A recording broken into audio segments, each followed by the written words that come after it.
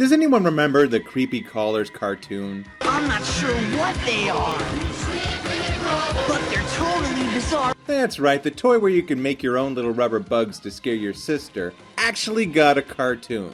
It was about a kid who used the bug maker and some magical science to create friendly superheroes called Goo-Mandos. Then Professor Guggengrime stole it to make his villains of the week, the Crime Grimes. It only ran 26 episodes over 2 years. Yikes, Gravity Falls much?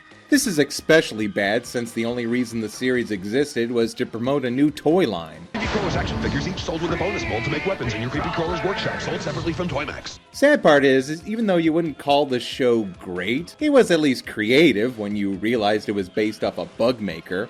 But with no new episodes, you can't promote the toy. And without the toy, there's no reason to have a cartoon. It's the all-or-nothing business model that's perpetuated even to this day. It means life or death for shows that might actually be decent on their own. Like I said, this isn't new, and there are more cartoon toy commercials than you can name. But I bet you don't know this one. Bad scientist! It's finished! I've created the Monster Lab, and it's too gross. Mad Scientist was a toy line produced by Mattel in the 1980s. Playset $20, refills $49.95. As you can see, it was yet another series featuring the gross-out aesthetic that was so popular back then. And its mascot was the generically titled Mad Scientist. He even had his own action figures and costume set. However, the oddest thing about this property is that it seems to be perpetuated on sadistic torture. He's a real slime bucket! Yeah! That's disgusting. You melt their flesh off, you cut them open, you squeeze them until vomit bursts out of their eyes. There was even a board game where you squish these tiny little experiments just for running for their lives. Maybe I wouldn't mind if I were sure they were evil, but even then it comes off like you're just acting like an asshole. Well, first I was going to pop this guy hanging from the street light, and then I realized, he's just working out. Then I saw this snarling beast guy, and I noticed he had a tissue in his hand. I realized, he's not snarling, he's sneezing. I never had any of the toy sets. My attention was split between Turtles and Ghostbusters. But during one trip to Toys R Us, I did find this. A cartoon based on the toy line. It's only a half hour and contains 2 15-minute segments. It's my theory that it was produced as an animated pilot. Like I said, toy companies wanted to make cartoons for advertising, so they shop around these pitches to networks. But I guess there were no takers, and the toy companies are just left with these unsold cartoons on their hands, like Battletoads or a bajillion cartoons based off generic fairy dolls. So the companies just slap it on a tape and try to get some of their money back from gullible kids like me. Although joke's on them, because the theme song alone was worth every penny of my mother's money.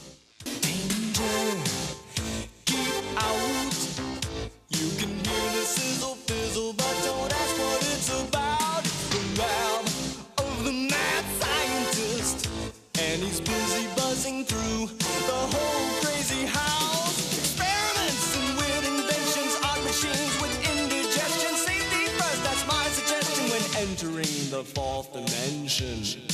She blinded me with weird science. The cartoon opens up with Brian, the doctor's young lab assistant, who can be seen on the back of the box, absolutely euphoric about the fact that he broke his pinky finger. Oh! He's walking home from school when...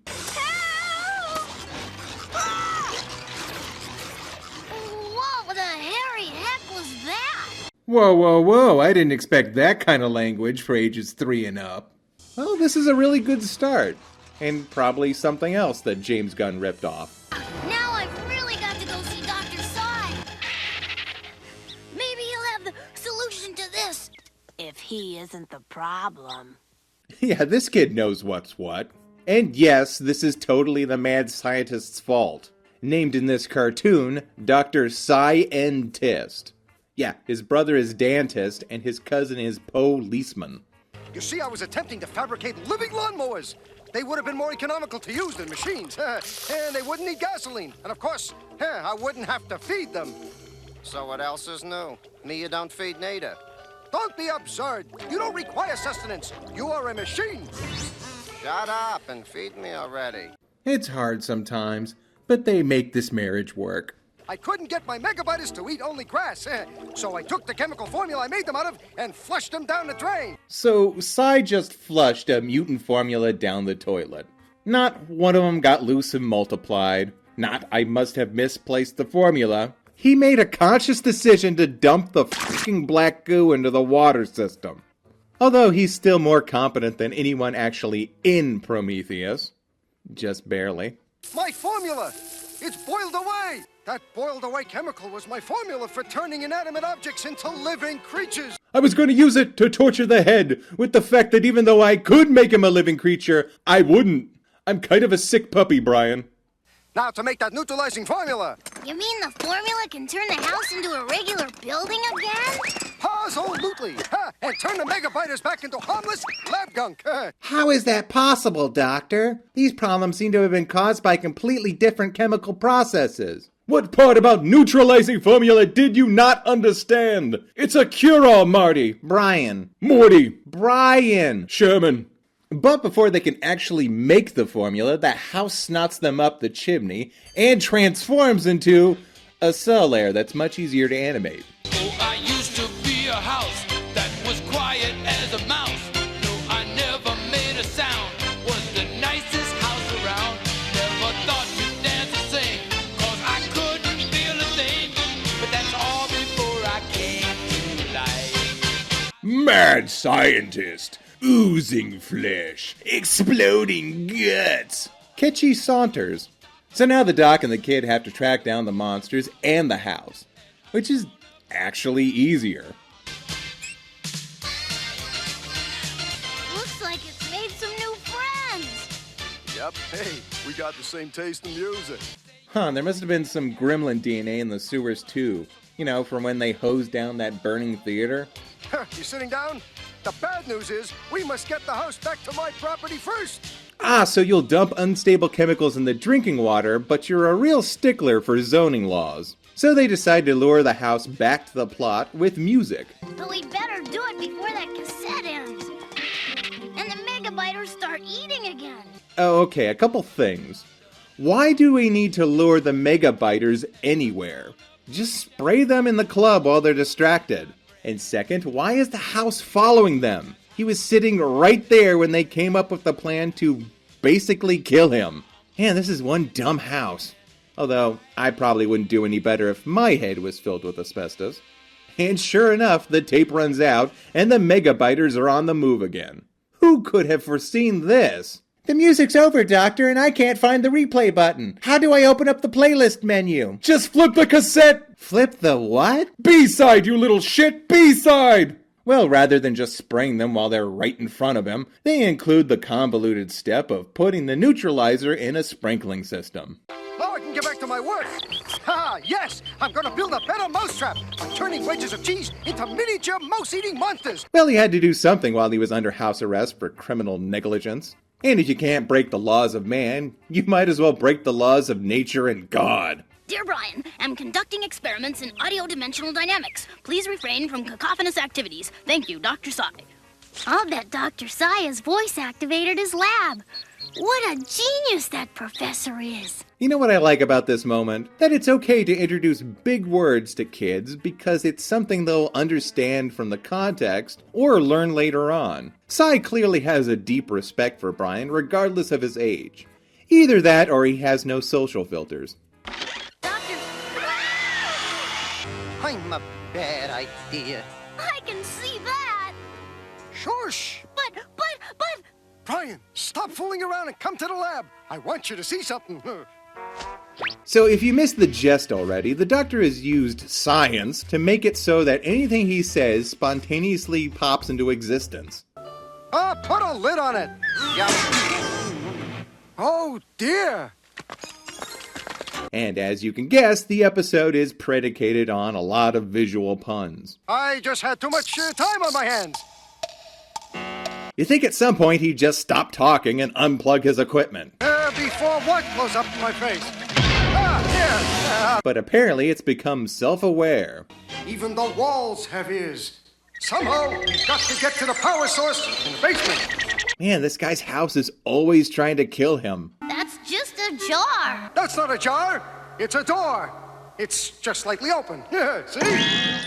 Okay, now this is just dissolved into nonsense. Don't you have any ideas left? It's just a germ of an idea. Just shut up! Dr. Sai is sick in bed. He's out of ideas, but you can help. Oh, don't you drag me into this. I've been telling you what to do this whole time. But only if you believe. I think I'm gonna be sick again. So with the power of ripping off Peter Pan, Brian somehow manages to travel back in time to the very moment that the doctor voice-activated his lab. But he's too late. No, Dr. Sai! Don't say a word! Ah! I was only gonna ask him if he'd like one lump or two in his tea. So the Mad Doctor drives away his only friend and is left to die on the floor of his lab. And I'm surprisingly okay with this. The toys are surprisingly more masochistic than I remembered, and I'm happy to say that this cartoon doesn't really reflect that. Which is probably why it didn't get picked up. Say what you want about cartoons from this era being commercials, but hey, at least they were good commercials. They got kids hyped up for their products and explained how they worked. But it barely shows the mad scientist playset. Look at this little teeny tiny drawing. In contrast, Creepy Crawlers always made sure that the Magic Maker was bright, stood out from the background, and just detailed enough to catch your eye in every scene that it was in. I could totally see this becoming a regular series, but nothing integral to the Mad Labs brand. This could be any cartoon about a mad scientist. Not that I'm endorsing children's marketing 101. In fact, I hate it most of the time. I'm just explaining why a relatively interesting show wouldn't get picked up. I mean, the animation is respectable, the voice talent is great, and I'm actually digging some of these backgrounds. All in all, not the promotional phenomenon the company wanted, but a nice little throwback to when the industry was riding high on the sci-fi misfit craze. I don't know how you did it, Brian, but you managed to charge $50 to the iTunes store using a 1987 Ghetto Blaster. Oi!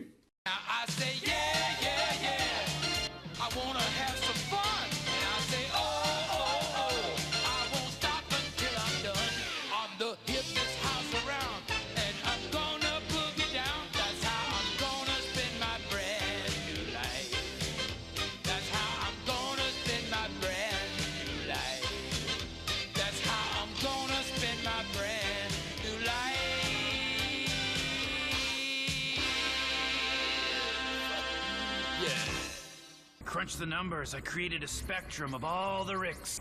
This guy right here, super weird.